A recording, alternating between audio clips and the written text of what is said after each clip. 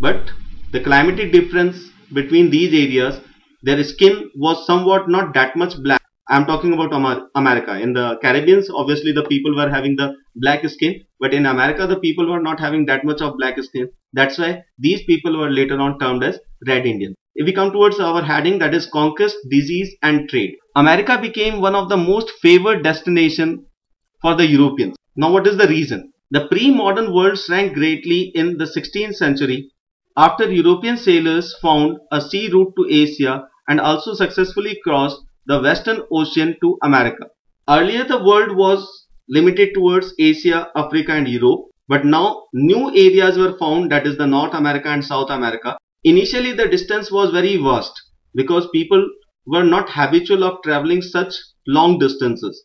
But when they reached America, they found so much of vast land over there which can be used for agriculture, as well as they found vast plateaus which were full of minerals. So that gave the opportunity to the European people, and many people started moving from Europe to America and back to Europe. Because of this, because of the frequent transportation of people from America to Europe, that's why we are using this line that world shrank greatly in the 16th century. The distances were reducing. In actual, the distance was not reducing, but now the people were moving in the vast areas. For centuries before, the Indian Ocean had known a bustling trade. Before the discovery of America, the major part of the trade, the world trade, was taking place in Indian Ocean, because we were moving the goods from India and China towards Africa, towards Mesopotamia, and by the land route we used to move these goods towards Europe. But once the discovery of America has taken place, the center of trade also moved. Now most of the trade was done between Europe and America rather than from East Asia and Europe. The entry of the Europeans helped expand or redirect some of these flows towards Europe. From the 16th century, America's vast lands and abundant crops and minerals began to transform trades and lives everywhere.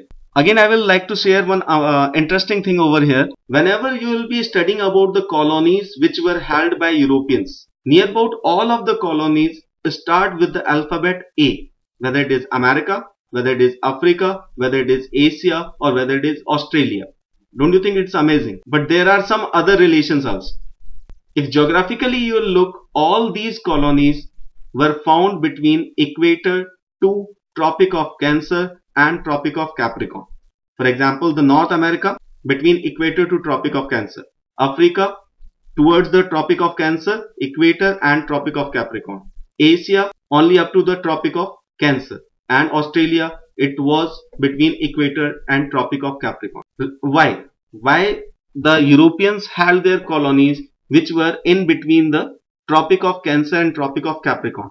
Because the climatic condition is very suitable for agriculture, and the European people were looking for food crops as well as commercial crops, for example cotton, spices, sugarcane and various others. So when these people found, the Europeans found the suitable conditions in America which had abundant crops as well as minerals, it became one of the most favorite destinations for the Europeans. And when these things were taken from America and brought back to Europe, it transformed the trade and lives everywhere. How it transformed the trade and lives everywhere? Before the discovery of America, India and China were having advantage. We used to export the finished goods to Europe, and in return we used to have the precious gold and silver. But now the Europeans started bringing the raw material from America. They used to convert it into finished goods in Europe itself, and now they were selling this finished goods to India as well as China. And earlier the wealth which was moving from Europe to India now started moving back from India to Europe, and that led to the vast scale of poverty in India. So that transformed the trade and lives everywhere. Mining of precious metals in America enhanced Europe's wealth and financed its trade with Asia. That's what I was saying right now. That earlier when they used to have the trade with Asia, they used to give us precious metals, that is gold and silver. As a result, Europe was turning poor and India was becoming rich. But now they used to bring the precious metals from America and they used to pay it for the Indians. We were losing our raw material, but Europe was not losing its wealth. Many expeditions set off in search of El Dorado, the fabled city of gold. Here you can see, this is the poster of the Hollywood movie El Dorado, and here you can see the poster says that the city was made up of gold. No such city can be found in the world, but the stories or the rumors spread throughout the world that there are cities in America, for example El Dorado, which are made up of gold. Actually it cannot be, but the thing was that in these areas were of plateaus, and plateaus were full of minerals. So you can extract these minerals and you can take it to the rest of the world. The industrialization was starting taking place, and you can turn these raw material into finished goods. If you sell these finished goods, obviously you will earn money. So the mineral is coming from these areas. That's why the cities like El Dorado were termed as the fabled city of gold. If you turn towards the last part of the chapter for today, I have divided this chapter into 4 or 5 parts. So today we'll be making the chapter over in this part only, and in the next class I will be continuing with that. So the last part of the chapter, that is role of germs in the European conquest of America. Normally we feel that if you are going to conquer the rest of the world, you need powerful weapons by which you can defeat your enemies and you will conquer them. As the heading, or you can see in the slide, it is written guns, germs and steel. Normally we feel that with the use of guns we can conquer rest of the world. But here we can share an amazing story that many of the people say that America was not won with the help of guns, but the germs played an important role. And what role the germs had played, here we can see the most powerful weapon of the Spanish conquerors was the germs, such as those of smallpox that they carried on their person. When the soldiers started moving into the America, they were carrying with them the germs of smallpox. But these germs were not showing their results on the bodies of the Spaniards, because the Spaniards have become habitual of this thing, of these germs. But when these germs moved to the bodies of Americans, they started showing their impact.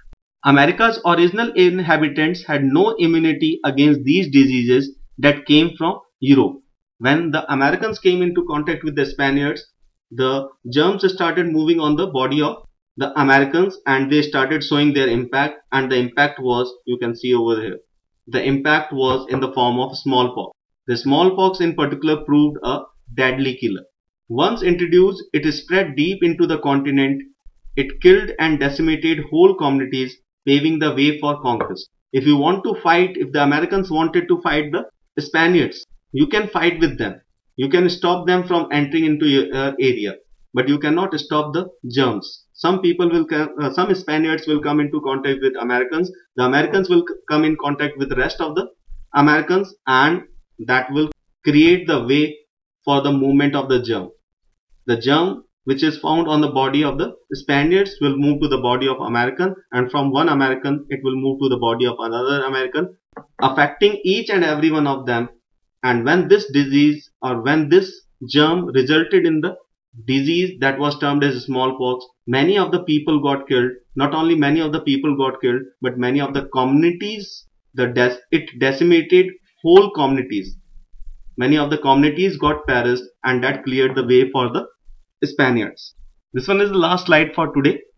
Europe, the center of the world trade. This one is the photograph I have taken from the first chapter of history, that is Rise of Nationalism in Europe. This one shows the power of the British. Here you can see the British Queen. This photograph I have taken from the chapter The Rise of Nationalism in Europe, and this one shows the power of Britain or the England. Here you can see the Queen of Britain. This one was the world center during the 16th to 20th century. The England used to rule all over the world. They used to rule over the eastern part of the world till the Australia, and they were also ruling towards the western part of the world, that is towards America. In history, many times you can find a phrase that the sun never used to set in the British Empire. If you will be going through the geography, you will say how it can be. If the sun has risen, obviously it is going to set. But in history, we call that in the British Empire, the sun never used to set.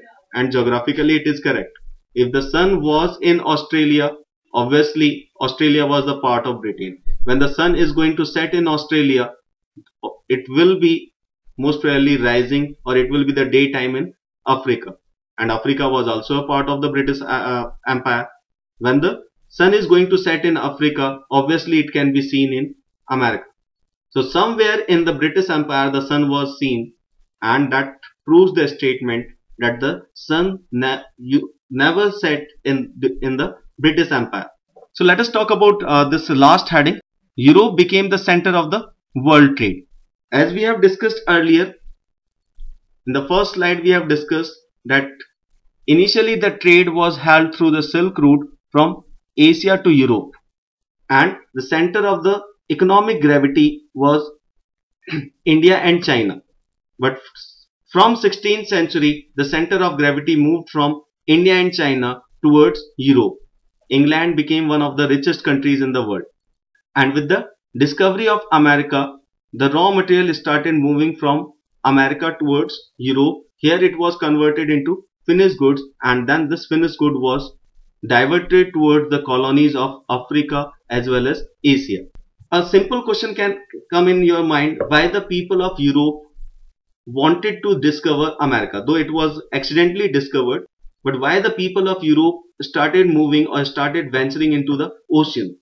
Poverty, hunger, crowded cities, deadly diseases, religious conflicts, religious dissenters were persecuted. All these forced thousands to flee Europe for America.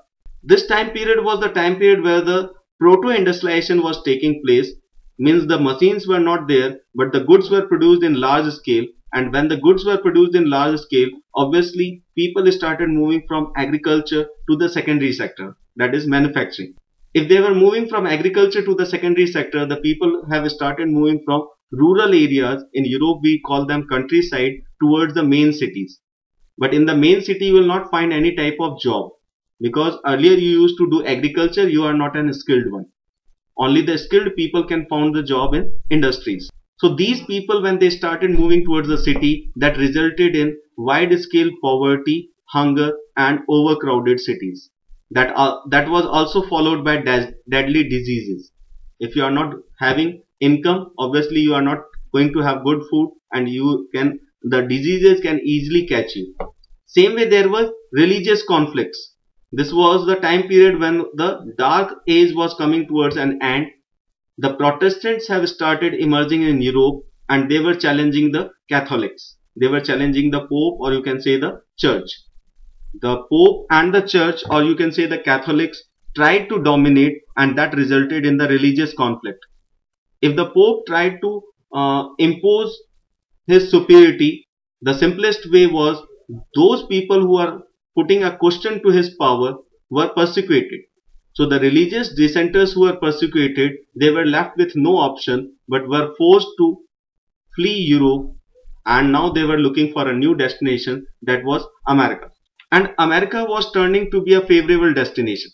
Why America was turning to be a favorable destination? Because the plantation worked by slaves captured in Africa were growing cotton and sugar for European markets. In America, the plateau was there, which was full of minerals. Vast agriculture lands were there. Here you can do the agriculture and you can supply the material towards Europe. But to do this work, the labor was required, and the labor was taken from Africa towards America, which later on came to be known as the slave trade. And the Europeans used to earn a lot of money by this thing. And when this news came in Europe that America is turning to be a land of opportunities, where you can do a lot of agriculture, you can do a lot of mining, which is going to sustain the industries of Europe, lots of people started moving from Europe to America. What was its impact? The direct impact can be seen on the countries of Asia and Africa. From the 15th century, China restricted overseas contact and retreated into isolation. China was controlled by the European powers, Earlier, the China, which was having a dominant role in the economics of the world, has now restricted itself. It went into the isolation. It was not doing that much trade with the world. On the other hand, the raw material from China was taken to the rest of the world, and the finished goods were dumped into China. And we all know that the finished goods cost more. So the earlier economic dominance which China and India were showing, now this dominance started moving towards Europe. Earlier the dominance which was shown by India and China, now this dominance was moving towards West, that is Europe. China's reduced role and the rising importance of Americas gradually moved the center of world trade towards westward, and Europe now emerged as the center of world trade. So that led to the starting of the movement of economic gravity towards west, and that was the time period when the industrialization was at its peak and Europe was having the maximum money. Or we can say that the Europe became the center of the world trade. Rest of the chapter we will be discussing in the next class. Thank you.